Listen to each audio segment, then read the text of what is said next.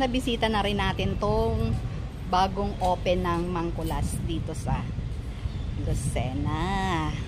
Actually, na-visit na natin yung branch nila sa Lopez at na-i-vlog na rin natin dati. So, ngayon naman dito, itry natin. Tara! At pagpasok nga naman namin, ito ang bubungad. Napakagandang ambience at hindi siya amoy usok. Napakalamig, malinis. Kaya lang hindi na tayo nakapag-ikot, hindi natin nakunan yung ibang sites dahil marami ng tao. Kaya ito pagkatapos nating umorder at mabilis naman yung service, ito na, kakain na tayo. Napakasarap, pati ang sauce nila sobrang sarap. Tara, kain na tayo. Ribs ang in-order namin at sobrang lambot niya, so hindi mahihirapan kahit papustiso ang ngipin nyo. So tara, kain na muna tayo at lalo na ako nagugutom dito sa in-order ko. Idagdag ko nga lang pala, bukod sa sosyalin ang datingan dito sa resto nila, ang babait pa ng mga staff. Kausap namin sila kanina habang naghihintay ng aming order. At saka nga pala, mabilis lang na iserve.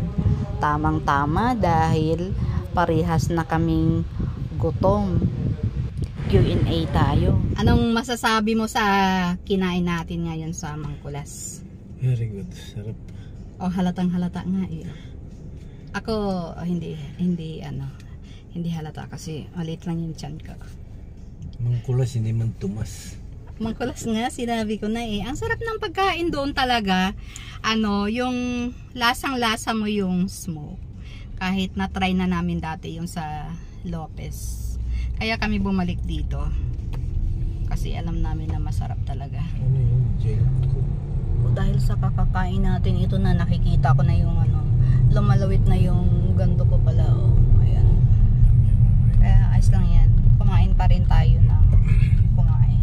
Buti nga mayroon tayong nabibiling pagkain.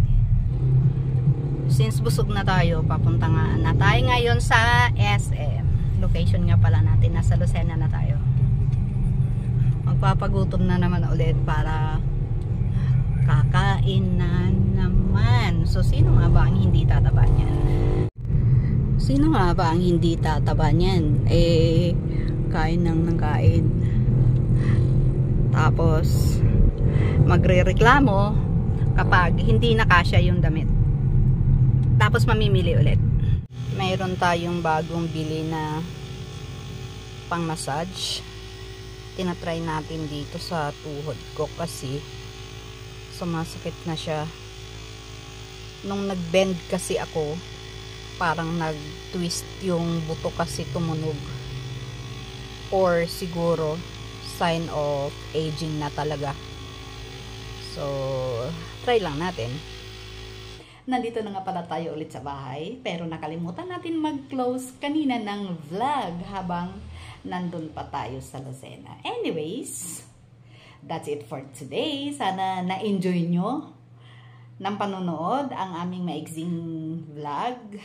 But please don't forget to subscribe my channel, Pastime etc. and hit that bell for you to be notified with the next upload. So, abangan na lang kung saan ang ating susunod na pupuntahan. For now, wala pa tayong nahahanap.